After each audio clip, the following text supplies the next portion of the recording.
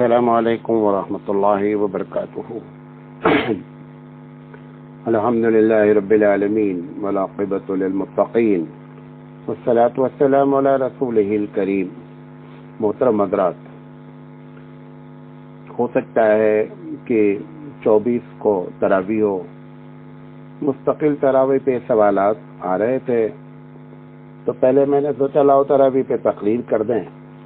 پھر میں نے سوچا کہ بہتر یہ ہے کہ تراویح کے بارے میں جو الجھن ہے اس پر سوال جواب کی شکل میں جو سوال ہی آ رہے ہیں، لہذا سوال جواب کی شکل میں ہی اس میں جواب دے دیا جائے۔ پہلا سوال یہ آیا ہوا ہے کہ کیا نبی کریم صلی اللہ علیہ وسلم نے کبھی تراویح 20 رکعت گھر میں پڑھی ہے یا صحابہ نے کبھی گھر میں تراویح پڑھی ہے؟ لیکن ایک بات بتا دیں کہ لفظ تراویح تو حدیث میں استعمال ہوا ہی نہیں ہے۔ نبی کریم صلی اللہ علیہ وسلم نے رمضان میں 20 رکعت پڑھی ہو، یہ روایت مصنف ابن ابی شیبہ اور طبرانی اور بیہقی میں ہے۔ گرچہ لوگ اس کو ضعیف کہتے ہیں، لیکن اس کے مقابلے میں کوئی صحیح روایت بھی موجود نہیں ہے کہ حضور صلی اللہ علیہ وسلم نے تراویح کے نام پر کتنی پڑھی ہے۔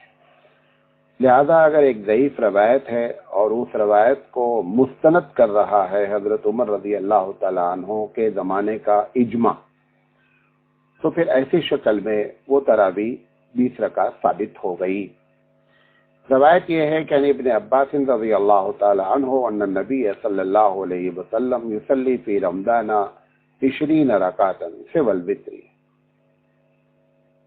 ابن عباس رضی اللہ تعالیٰ عنہ سے روایت ہے کہ اللہ کے رسول صلی اللہ علیہ وسلم رمضان میں 20 رکعت تراویح آپ پڑھتے تھے اور وتر کو چھوڑ کر، یعنی گویا 23 رکعت۔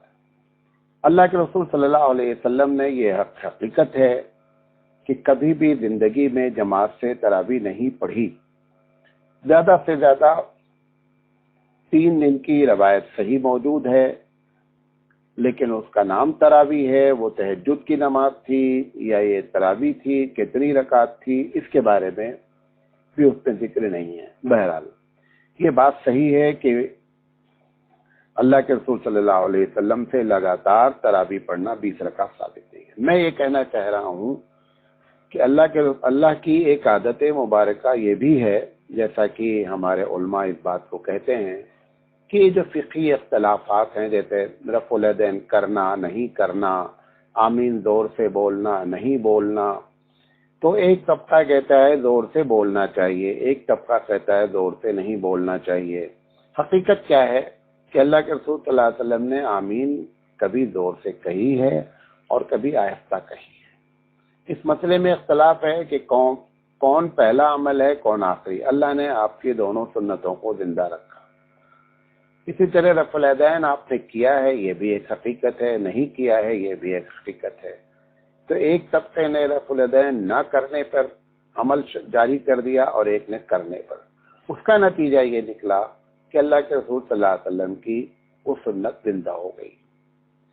اسی طریقے سے اللہ کے رسول نے کبھی جماعت سے تو تراویح پڑھی نہیں سوائے 3 دن کے، وہ بھی اس کو تراویح ثابت کرنا بھی ایک مسئلہ ہے۔ بہرحال وہ ایک الگ ٹاپک ہے، ہم اس پر بحث نہیں کرنا چاہ رہے ہیں، لیکن یہ بات صحیح ہے ابن عباس رضی اللہ تعالیٰ عنہ کی روایت کہ آپ نے یہ 20 رکعت جو پڑھی ہے وہ گھر میں پڑھی ہے، کیونکہ ویسے بھی سنت نمازیں نبی کریم صلی اللہ علیہ وسلم کی عادت مبارکہ تھی کہ آپ ہمیشہ گھر میں ہی پڑھتے تھے۔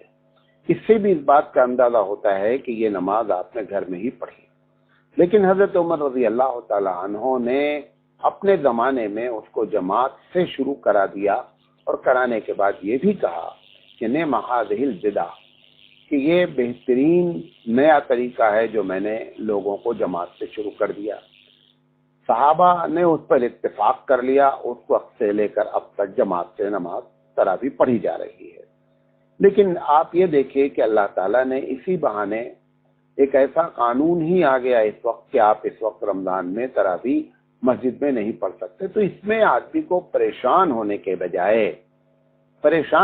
بجائے آدمی کو اللہ کے رسول صلی اللہ علیہ وسلم کی سنت پر دل کھول کر عمل کرنے کی نیت سے جو ہے وہ تراویح گھر میں پڑھنا چاہیے۔ تو یہ بھی اللہ کی ایک مصلحت اللہ کی کہ اللہ کے رسول کے کا وہ عمل جو کبھی آج تک زندہ نہیں کیا گیا تھا حضرت عمر کی خلافت سے پہلے۔ حضرت عمر کے بعد کبھی ایسا نہیں ہوا کہ مسجد میں تراویح نہ ہو رہی ہو، ہمیشہ تراویح ہوئی ہے۔ اب اس سال ایسا قانون آ گیا، مجبوری درجہ ہے، تو آپ اس کو مجبوری کا فائدہ اٹھائیں، فائدہ اس معنی کر اٹھائیں کہ ہمارے رسول کی یہ سنت چلو ہمارے ذریعے اللہ نے کروا دیا۔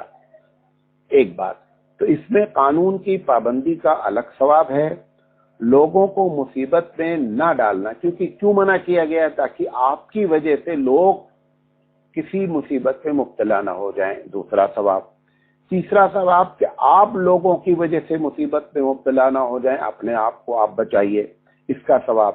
اور پھر سب سے بڑی بات کہ اللہ کے رسول صلی اللہ علیہ وسلم اور ابو بکر صدیق رضی اللہ تعالیٰ عنہ کا زمانہ اور حضرت عمر رضی اللہ تعالیٰ عنہ کا ابتدائی زمانہ گھروں میں ہی تراویح پڑھی گئی ہے، لہذا یہ سمجھ کر کسی قسم کی گلٹی فیل نہیں ہونی چاہیے، اور اطمینان سے آپ تراویح گھر میں پڑھ سکتے ہیں۔ یہ پہلا سوال آیا تھا، اس کا جواب میں الگ سے دوں گا، اور بقیہ تراویح پہ جو سوالات آ رہے ہیں اس کا جواب انشاءاللہ الگ دیں گے۔ لہذا آپ لوگوں سے گزارش یہ ہے کہ اطمینان قلب سے گھر میں تراویح پڑھیں، اور ایک دم 2 3 4 لوگ جن لوگوں کو پڑھنا ہے وہ مسجدوں میں پڑھ لیں، کیونکہ یہ بھی ایک سوال پوچھا گیا ہے کہ کیا تراویح جماعت سے پڑھنے کا کیا حکم ہے؟ تراویح جماعت سے پڑھنے کا حکم سنت کفایہ ہے۔ اگر چند لوگ بھی پڑھ لیں گے تو تمام اس محلے والوں سے حق ادا ہو جائے گا۔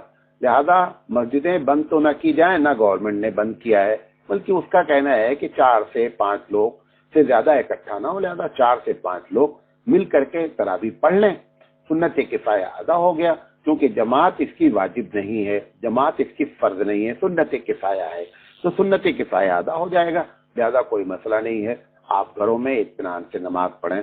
بقیہ سوال کے جواب میں انشاءاللہ دوسری قسط میں دوں گا۔ جزاک اللہ خیر۔